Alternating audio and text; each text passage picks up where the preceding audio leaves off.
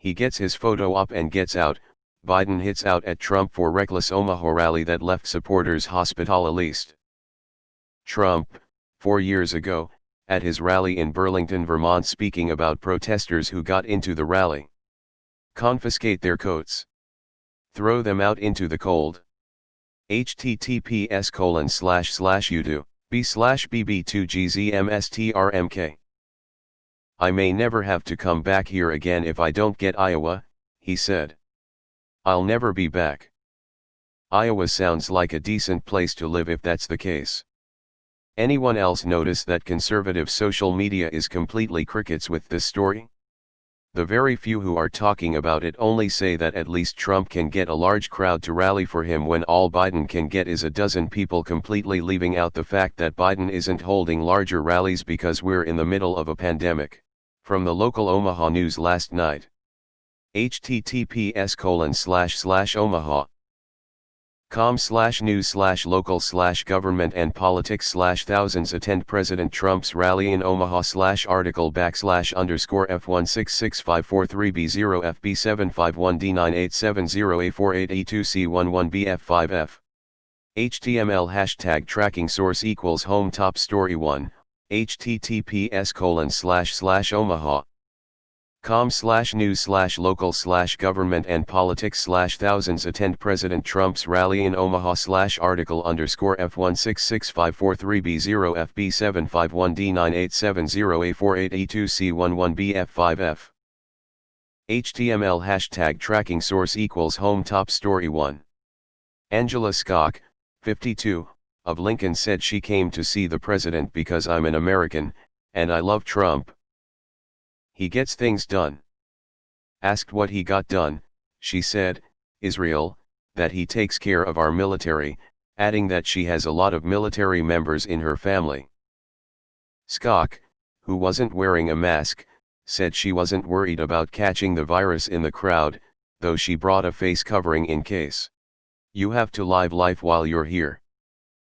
No concerns. And from today, after the fact.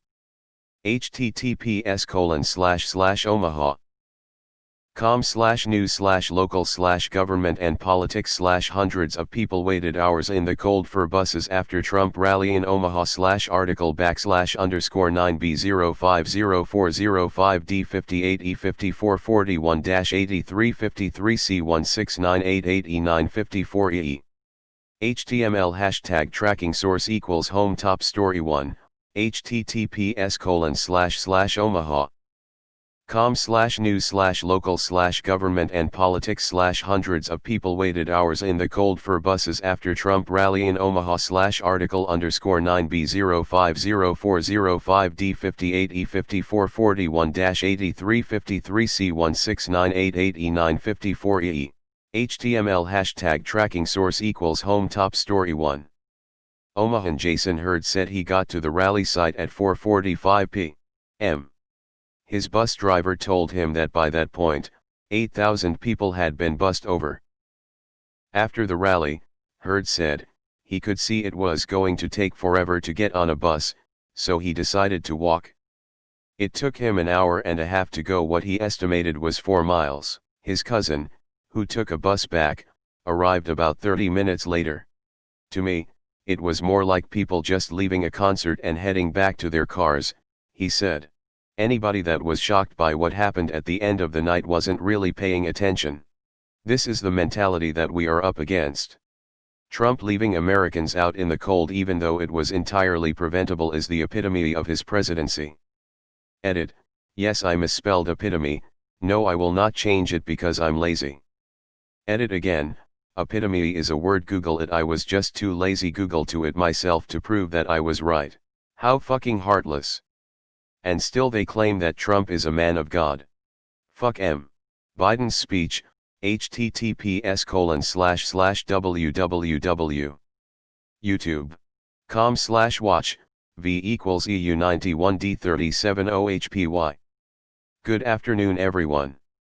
I've just completed another public health briefing with my team of public health experts. We looked at the latest reported data and how it indicates that we are on the upward slope of a bigger wave of confirmed infections than anything we've experienced to date.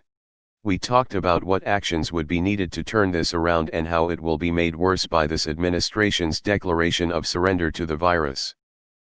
And we discussed again the vital importance of wearing masks to protect yourself, to protect your neighbor, and to save around 100,000 American lives in the months ahead. It's not political. It's patriotic. Wear a mask.